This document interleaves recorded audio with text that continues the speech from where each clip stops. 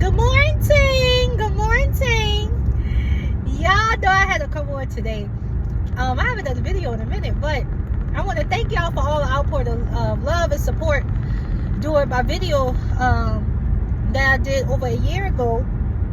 Well, right at a year, I believe. I was preparing for to have my baby girl, and today she is 1 year old. I'm so excited. This past weekend, Saturday, we celebrated her real big, and so she loved Gracie Quarter, so we gave her a Gracie Quarter party and bounce house and food. Listen, she sat that high chair, ate that cake. She didn't care if the world was falling apart. She wouldn't have a care in the world. She was just in her soul eating her little cake, okay? But it's funny, y'all, because each of my children have a story, have a testimony. Having kids didn't come easy for me like others. And so to be able to hold this little girl after all I've been through, I tell her this morning, I like to tell her often, I said, girl, I prayed for you, I cried for you, I fasted for you, I sowed for you. Like, it did not come easy. And it's funny because when I was pregnant with Jeremiah, at first I was like, maybe I'm having a girl because all I wanted was fruits and things like that. So I was like, maybe I'm having a girl. And up until his ultrasound, I heard the name Serenity Grace. And so God gave me that word. God gave me that name. Like, you gonna have a girl, her name gonna be Serenity Grace. And so I remember telling my mom and them that. So I'm thinking this baby I'm carrying at the time, Jeremiah, is gonna be Serenity Grace. So I start calling the baby Serenity Grace. Like, I was calling Jeremiah Serenity Grace in my stomach up until the ultrasound, and he made it very known that he was not a girl, he was a boy. That was the first thing that they could have saw. They couldn't even hide it from me.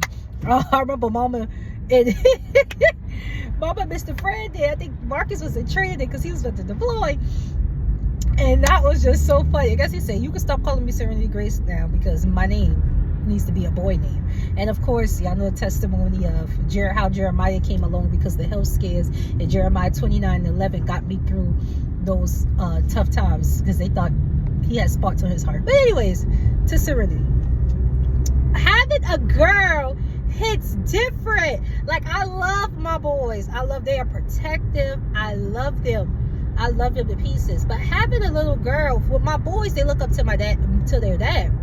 For a little girl, she looks up to me. I'm not saying that I'm wilding out and stuff. I've had my share, Lord knows. But having a little girl hits different because you have somebody looking up to you. I will be her blueprint in her life. And so, having her made me more cautious about the things that I experienced, the things that I witnessed in life. It made me even more, pushed me more towards healing, because I didn't want her to have a broken little girl as a mom. And I'll tell y'all more about that later, because some stuff coming with that. But you could be grown and still be a broken little girl. And I had to go back to things that was in my past and trauma that I went through in my past that I just brush away. And if I'm honest, some things we brush away so far away that when God started bringing those stuff to me, I was like, oh, I forgot all about that. Like, I completely forgot all about that. And healing is a journey. And so there's still things. I don't think that you'll ever arrive to a place where you say, okay, I'm completely healed. I think there's always something that you can heal from, because healing is a journey. And so for me, that motivated me to continue to heal and continue to grow. And I didn't want meats and the things that I went to bleed out on my children, not only just her, but for my boys. And I wanted to break generational curses. I wanted to break things off so they wouldn't have to endure it. And so it had to start, I felt like it had to start with me. And so I had to make a decision to heal, to grow. And yes, that is not an easy task, because like God really revealed me to me. And so through this year though, having a little girl hit differently. Even during my pregnancy, I was so protective of her. Wasn't posting much and things like that, because that was just something I wanted to protect. Like, that's just something I wanted to protect, our rainbow baby. And I just remember the experience at in Jessup, my first time having a baby outside of the military, and I was very like worried, didn't know what to expect. But that hospital was amazing, like amazing. I had an amazing experience. The labor pains with her was no joke. Them things hurt. And I had another girl, but having another girl on the other side of me, I could hear her screaming, and I'm screaming. But when that epidural came, like, listen, even after I had her, I couldn't walk because that thing was strong. Listen. But she was the baby that pushed out the quickest. I gained the most weight with her. I don't know if that's because I had the miscarriage weight on top of her weight. I don't know, but I was huge. I'm gonna post some pictures of that later as well. I was huge with her. So full circle to see this little girl. Oh, let me go back. So 2018, I heard the name Serenity Grace. 2022, I heard this woman of God, Barbara Gates, she had a post and she said, the thing that you're believing God for, go and buy it as a representation. And so if you wanted a house, she was telling you just go to the store, buy keys. If you wanted a car, you know, things like that, like go and buy something that's representative. So I remember I bought 3 things, and I'm not going to share exactly the 3 things. I did it at the Manifest Vision Prayer Board event. But one of the things that I purchased was a little girl outfit, an infant outfit, and it says worth the wait. And we actually have newborn pictures of her in that outfit, because I was determined that she was gonna wear that outfit. But she was crying and front her face up, so I ain't gonna show y'all that. But she did wear it to a birthday party, so maybe I'll show y'all that. And I bought that, and then I heard the end of December I would be pregnant. So I'm like, yes, that's my girl. But I didn't know the miscarriage was going to come. And so fast forward, I get pregnant again around June, July. I think it was June, May or June, one of them, May, June, July, y'all, one of them. I ain't doing the math right now. And I'm so excited, but I'm so nervous because I don't want to miscarry, and I'm so nervous that I don't want to go to this first doctor's appointment. I don't hear my baby heartbeat like before. And so all the nerves, which if you saw the YouTube video, then you know all the nerves that came with that. But when I say God showed up and out with her, even at my conference, the Heal Woman conference, the first conference I did that was birthed out of my miscarriage, the pain of my miscarriage, I remember standing up there on a Friday night, and I said, my baby, I believe God is going to give me a daughter. And by this time, I really knew that I was pregnant, but I didn't tell nobody. And I stepped up there, I said, and she will be a walking testimony. And I was thinking about that. I said, it's funny because this year, when I do this conference, she's going to be walking. She's standing up and stuff, and she'll take stuff holding your hand, but she ain't walking on her own.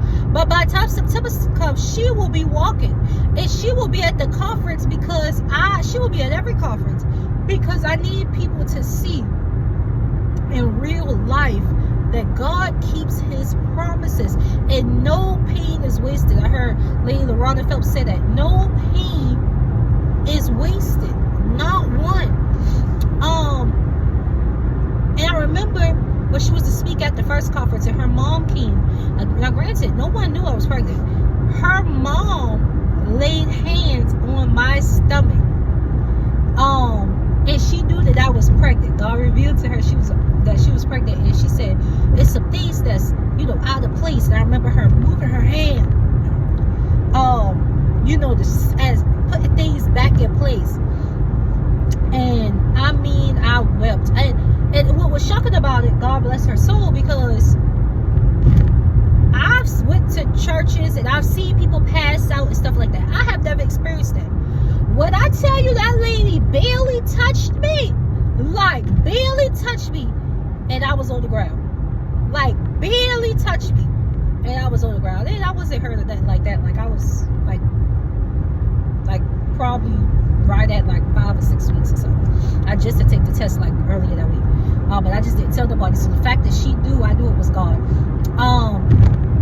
And so when I think about Serenity Grace's story, y'all, it's a reminder to hold on to be faithful, hold on to your faith, even when it looks like it's the end, even when it looks like there's no way to turn. Hold on to God's unchanging hand, because there's a purpose of it all. I look back on it, although that was one of the hardest and darkest seasons of my life, I thank God that I endured it, because had I not, I would not be able to do the conference, and I would not be able to have Serenity Grace Johnson here today. And she is a daddy's girl through and through and through and through, okay? She is a daddy's girl, a true daddy's girl. And she loves her daddy, okay? Like, her daddy has her rotten. Her brothers have her rotten. If it looked like she about to cry, they run to the rescue. They call her Cece. I don't really like the name, but it's funny because she loves Serenity. She loves Gracie's Corner, and the Gracie's sister name is Cece.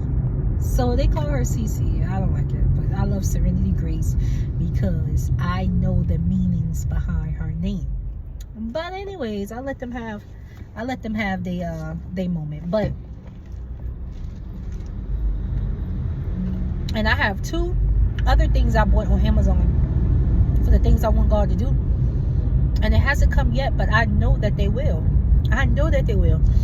And so I say all that to say that when it seems like all hope is lost, God is going to show up even in that. My prayer has always been, Lord, let nothing that I go through be in vain. And it hasn't been.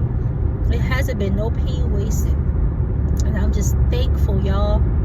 I am thankful. I don't know how I would have got through that season. But it's been God. I couldn't even give credit to myself. When you talk about a hurt. And for me, I think it also hurt because I know God gave me this in 2018. I keep telling everyone, yeah, a girl coming when they ask you want more kids. Yeah, I want a little girl. Her name will be Serenity Grace. Like, they knew, and they don't even suggest no other name, because when I told them I was pregnant, and especially when it's a girl, they already knew. My family already knew Serenity Grace. My husband already knew her name is Serenity Grace. That's her first name. She does not have a middle name. We was trying to play with the middle name, but no. Serenity Grace. Even at the hospital, they had Serenity as the first name, Grace as the middle name. No, ma'am. Her name is Serenity Grace. Serenity Dash Grace is her first name. I was very particular on that because that's exactly how God gave it to me. And so they had to change it. But when I tell y'all that little girl is a bundle of joy, now she is mean when she want to be. I don't know, I'm having something on my hands, y'all. Let me tell you, that little girl don't play. And she bites. And I don't know why. My boys never bite. I don't know why she's a biter. She bites. And I be trying to bite her little behind back. Not too hard, but enough for her to know you don't bite people. But she thinks it's funny. She'll bite again like she thinks it's a game. So clearly I'm not biting her hard enough. But she bites, y'all. She bites. She gets her way. She's spoiled. She is spoiled. She is spoiled. And I got a part to play in that too, because she is just so cute. But it's mainly her daddy. It's mainly her daddy. It is mainly her daddy and the boys. Like, they spoil her rotten. You hear me? So, yeah. I just wanted to come on and share that. And y'all know the heart behind the Healed Woman Conference that's coming September 13th, 2025. Get your tickets. I'm telling y'all now. I'm not just saying this because this is the conference that God has used me to do. I'm telling y'all, it is a life-changing experience. When I say you will feel God when you walk through the doors, When I say you're not going to leave the same way you come in, when I say that you're going to feel like you're not alone, because you're going to have people in that room that knows what it feels like to go through what you went through, that knows what it feels like to experience that.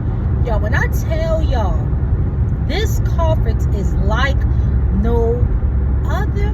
It's like no other. This is his direct download from God. I'm only doing it God's way.